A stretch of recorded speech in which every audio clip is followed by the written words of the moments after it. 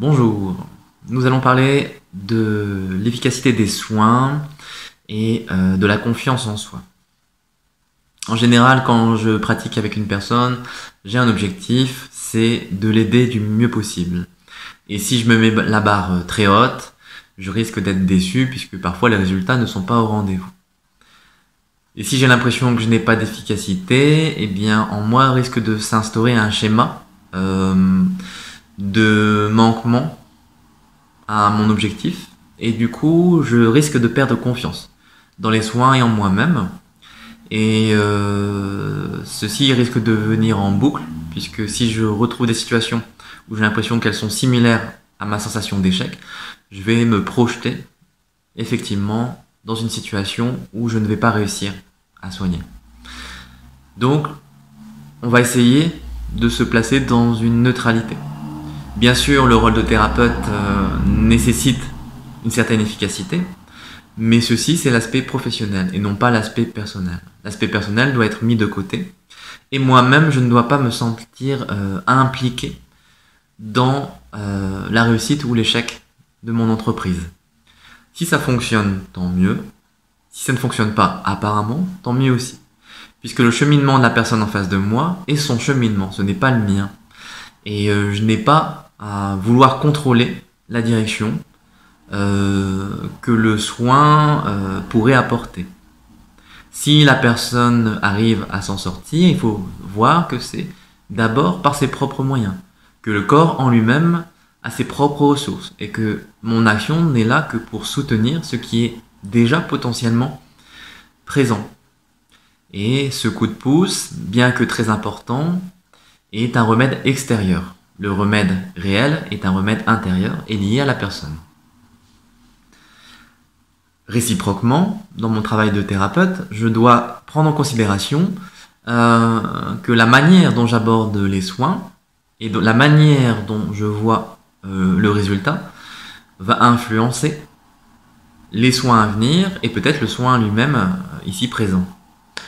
Du coup, mon propre travail, c'est d'essayer de me détacher, de ne pas désirer un résultat particulier, même si au fond de moi, je ressens qu'il y a quelque chose de positif qui est à l'œuvre et qui est en train d'agir pour le bien de la personne, je ne dois pas désirer quelque chose en particulier.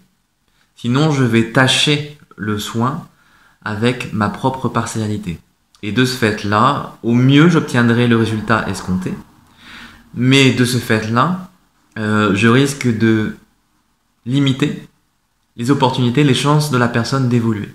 Et oui, parce que il faut voir que la maladie, la souffrance et les expériences que l'on vit sont des possibilités d'avancement.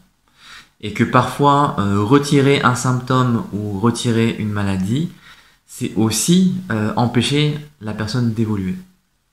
Du coup, le travail que je dois faire, ce n'est pas celui d'enlever les choses qui gênent, mais de faire au mieux pour le meilleur, c'est-à-dire pour le bien de la personne. Et donc je dois respecter l'énergie et l'être en face de moi, et dans mes résultats, ne pas avoir peur de ne pas obtenir quelque chose qui m'aiderait à une insatisfaction. C'est vrai que la personne, si elle n'est pas contente de mes soins, risque d'aller voir ailleurs et de ne plus revenir. Mais si je suis toujours dans l'option du profit et que je ne cherche qu'à avoir un échange commercial, je risque de passer à côté des voies qui sont, à mon avis, plus intéressantes et bien plus larges et qui vont permettre une réelle efficacité.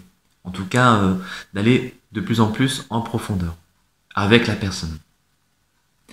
Et par contre, si je me détache de l'objectif de guérir finalement, eh bien peut-être que l'énergie va aller plus loin et venir travailler sur des niveaux qui au départ m'étaient inaccessibles puisque j'exerçais une volonté. Et la volonté va toujours guider à un endroit limité.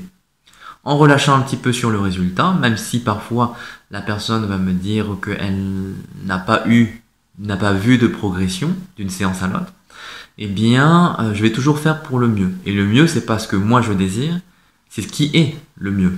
Donc c'est à la fois pour la personne en face de moi, pour moi-même et pour tous les êtres qui sont inclus dans la conscience du présent. Et c'est ça qui est important. c'est de voir qu'une réussite locale n'est pas forcément quelque chose qui va aider globalement. Tout le monde, nous y compris. Et c'est la même chose lorsque, par exemple, imaginons, je gagne au loto. Je suis très content, hein, je suis richissime. Et puis derrière, il y a plein de personnes qui vont venir m'embêter, qui vont essayer de grappiller de l'argent, de profiter de moi-même. Et finalement, les personnes qui vont m'approcher, je vais toujours me demander, est-ce qu'elles viennent pour profiter de moi, pour abuser de ma crédulité, ou est-ce qu'elles sont vraiment en amitié, en lien avec moi? Et finalement, l'argent que j'ai gagné, qui paraissait profitable, effectivement, positif dans ma vie, peut devenir un véritable enfer. Et toujours comme ça, il faut se poser la question de ce qui est à long terme, à moyen terme et à court terme réellement positif. L'idée, c'est que bien parfois, je n'arrive pas à faire les choix qui me sont le plus profitables, mais essayer de tout doucement prendre du recul et de ne pas voir le résultat immédiat comme la chose la plus profitable pour moi. Et je pense que c'est la même chose pour la personne qui vient nous voir, c'est que la chose la plus profitable pour elle, c'est pas forcément d'être dans la complaisance et de lui donner ce qu'elle veut, en tout cas entièrement, mais peut-être essayer de travailler à un équilibre entre ce que la personne désire et ce qui est possible de faire, d'un côté, et puis aussi à plus long terme, de voir comment on peut réellement l'aider. Hein. C'est ça, à mon avis, le travail du thérapeute, et si vous pratiquez avec des personnes autour de vous, je vous enjoins à essayer d'aller de plus en plus profondément dans l'aide, et pas seulement dans l'aide immédiate. Voilà, c'est tout pour aujourd'hui. Je vous souhaite une bonne pratique, et je vous dis à bientôt.